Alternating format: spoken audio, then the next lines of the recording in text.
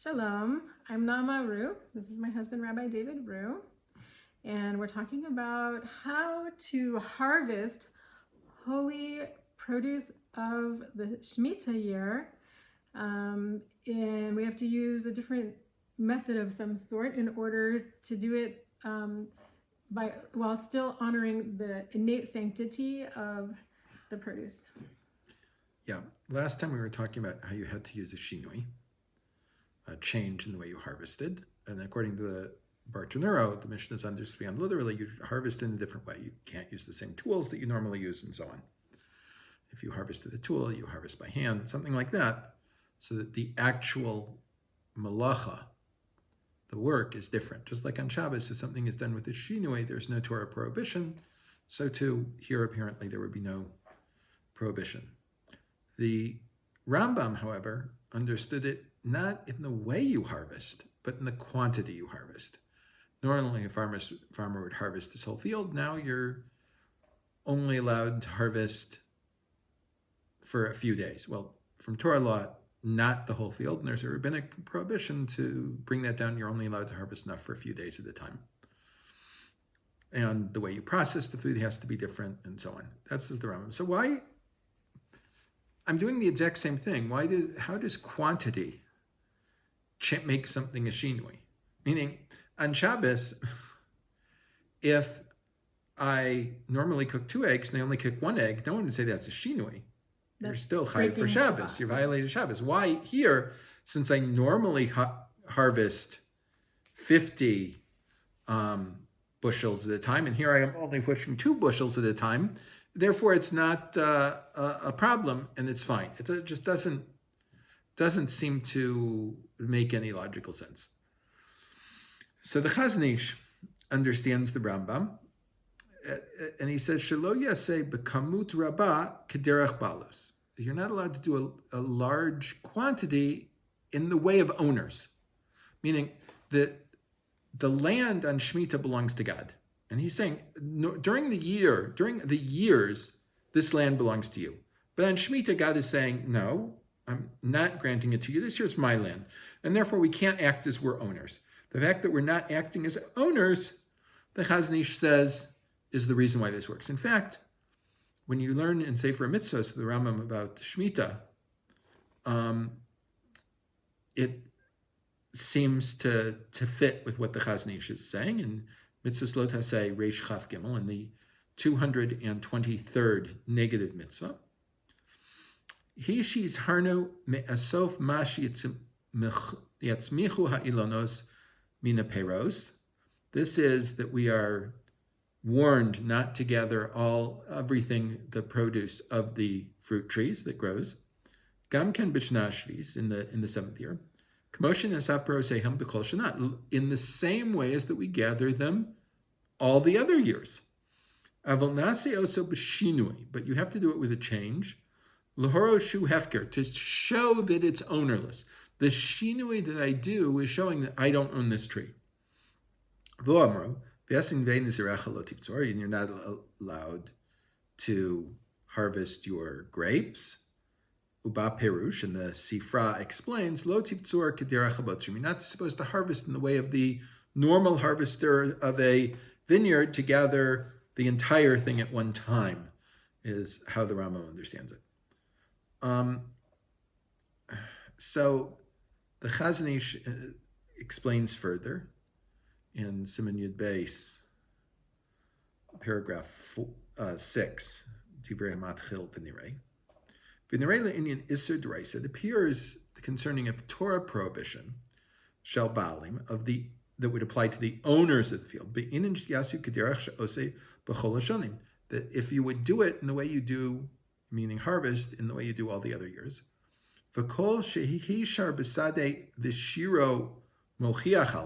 And anyone who leaves enough in his field that the remnant is showing that he's not harvesting the normal way. That he's not the owner. Eino over belav. He has not transgressed the Torah prohibition. Avalenian shavus, but concerning a rabbinic prohibition, sha'asu lasof harbe, that you're not allowed to gather a lot. Hakamut, Shirav hakamut nire kischora, because when you gather a lot, it looks like you're doing it to sell. And that's another basic prohibition. Velomani shiur, and if it looks like you're selling, I don't care how much you leave. It looks like you're doing a commercial action with the produce of Shmita, and that in itself is prohibited, as we've learned.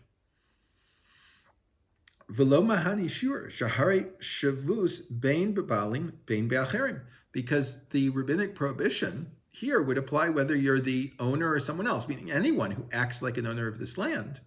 And owners of land are the ones that gather it to sell it. And if it looks like you're gathering and selling, you're acting like the owner. Wouldn't matter whether you're the owner of the year, this land, the other 7 years, or you're not. V'achinami, and so too, keshluchav kotzrinlo, it wouldn't matter if I did it myself or I hired someone to do it. Kol sadeh, if I have him harvest my whole field. V'tzivanu lachzik la'atzmo, because then he's doing it like he's holding it for himself. V'kol hare avar belav, and this would, if I'm taking the whole thing for myself, then I've transgressed the negative prohibition of Shmita. Delo tase kederech hakotzrim, of not doing it in the way that you harvest. Hilkach ein nafkuta imosei al yidei Yisrael or alasei nachri. It wouldn't matter whether I hire a Jew to harvest for me or I hire a non-Jew to hire for me. Afilu al yidei kof, even if I train a monkey to harvest for me, it wouldn't help. Veinu inyan le'amira le'nochri b'alma, and this has nothing to do, like on Shabbos, it's always a rabbinic prohibition or permitted, depending on the circumstances, to ask a non-Jew to do something for us on Shabbos. But it's never a Torah prohibition. He's saying, in terms of telling a non-Jew to harvest my field for me, it's the exact same thing whether I harvest myself or I hire someone else, or a non-Jew, a monkey, anything, to harvest the field for me, or if I program a tractor to harvest the field for me, I'm showing ownership. And that act of showing ownership over the field is what's prohibited. And the Chazon Ish says, as we've seen before, I think it's worthwhile to stress at this point, V'im kotzim la'otzer beistin, if I'm harvesting for the otzer beistin, b'shvil kol b'nei eir, for the entire city, ein tzarich lishnos, then you don't have to change at all, because the harvest that I'm doing is not a normal harvest.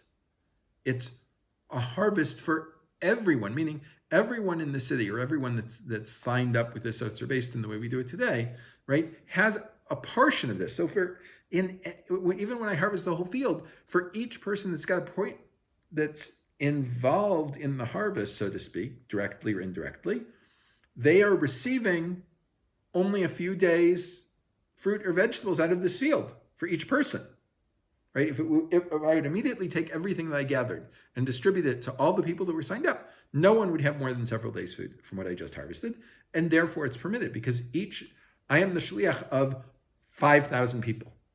And when I harvest enough for 10,000 meals or 20,000 meals, that's only a few days' produce. And that's fine, because each person has only harvested a little bit. So in terms of, this is the minhag, when otzer beistin hires workers to harvest the fields that they have the rights to in one way or another on Shmita, then they can harvest in the normal way, whereas other people have to be careful as they harvest and only take in for a little bit of time. I should state that in terms of fruits, at the beginning of Shmita, they actually are fruits of the 6th year. You can harvest in the normal way.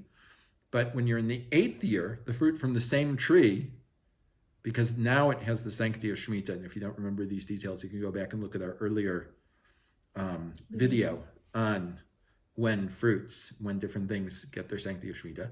But because the fruits have the sanctity of Shmita in the 8th year, therefore in the 8th year you have to be careful in how you harvest them, and you can't harvest a bunch at a time. So we just went out and harvested 80 plums, which is certainly not a few days worth of plums. We can do that because these plums are from the 6th year. So you have to separate trumas and maasros and so on. Next year, we can only harvest what we're going to eat in a few days' time, because otherwise we would be violating the prohibition of how to harvest on Shmita, unless we would give them all away to a whole bunch of other people. And also, I wanted to ask you, like, the sources that you were translating. Yes. Like, when are they from?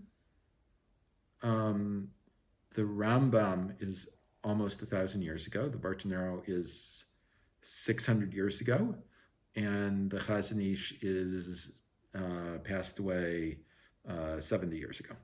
And his is very applicable for this time of the Jews in the Holy Land with agriculture and businesses. We quote the Chazanish a lot because he was one of the leading Rabbanim at the time of the return to the land and dealt a lot with mitzvahs taliyas ba'aretz. There's an entire volume in his work on Zeraim, on the mitzvahs taliyas ba'aretz and how to deal with them, because it was very applicable and it hadn't been commonly dealt with in the previous 1,700 years. And now, what about right now, like in our time? Like, are there certain rabbis that are like the main consulting authorities, or?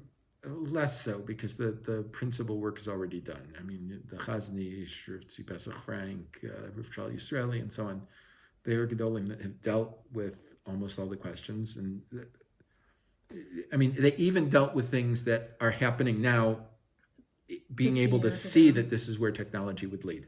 And but yes. There are rabbis today, though, that are like even bringing their teachings to be applicable to people living in the Holy Land. Yeah, but there's almost no new work being done. Meaning everything that's done today is relying upon the people that have done it in the last 120 years. Okay, thank you.